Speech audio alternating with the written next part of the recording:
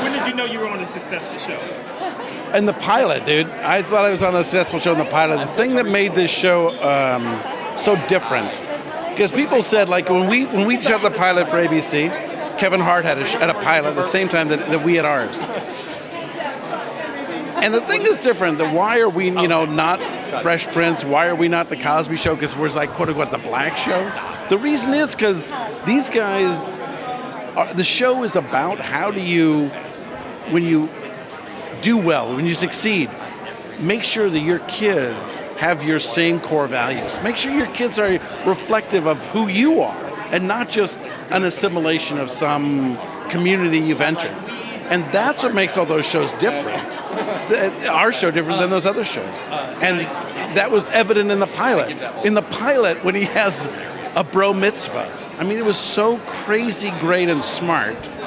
I just never seen anything like it. And then when you cut ahead to this year, and you open the season with about the N-word, and then you go to police brutality in that episode, Hope.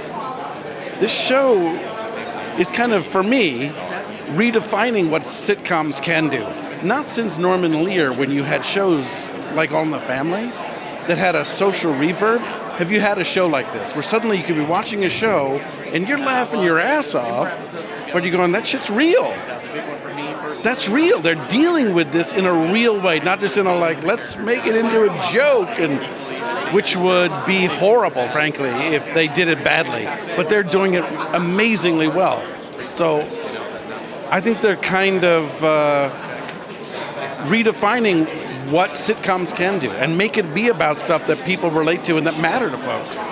Because you look at this current primary and what's going on, there's crazy, angry, real stuff out there that is reflected every day in how the Johnsons and Anthony and go through the world and how it reflects on them and how it reflects their children. So, do you think you guys will conquer more serious issues? Well, I don't see how we wouldn't. You know what I mean? The thing that's beautiful about the show is they can go look through the telescope at the macro and they see things like police brutality, like the N-word, like exclusion, inclusion.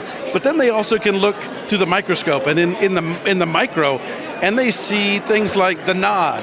They see things just about what it is, the barbershop episode. Where it doesn't have to be, we're going to take on, this show's about Nelson Mandela, that's it. And we're going to, this one's about MLK. It doesn't need to be about that, because the truth, where the show comes from, growing up in Inglewood, growing up in Compton, that's the well that these guys are constantly going back to. So on either of those levels, it has the same reverb. It has the same truth in it. So there's no doubt they will. And where do you see your character developing? Well, it depends where the primary goes. If Donald Trump wins the primary, my character will get more and more insane. He makes me crazy out of my skin.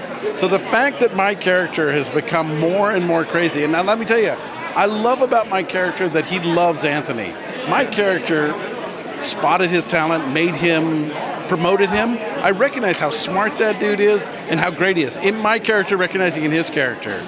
And we always hold on to that. No matter how crazy I get and the crazy crap that I do and the bad advice I give him, that has to be true, because otherwise it raises the question for Anthony, like, what is my character doing with these morons and racist pricks?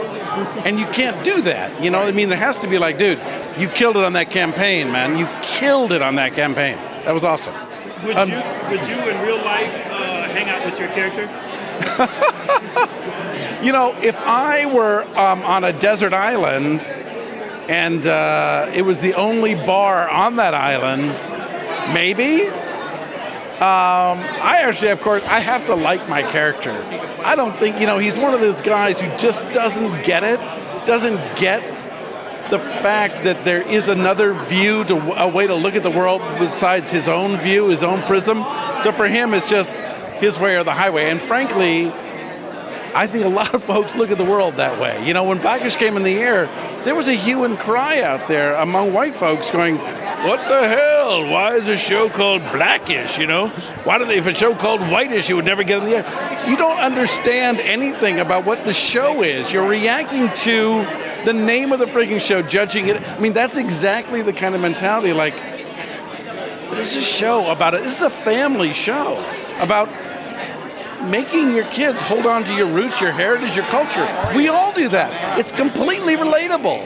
But yet, no, it's Blackish. What the hell? You know, it's idiocy, you know? My name is Peter Mackenzie. You've just been buzzed.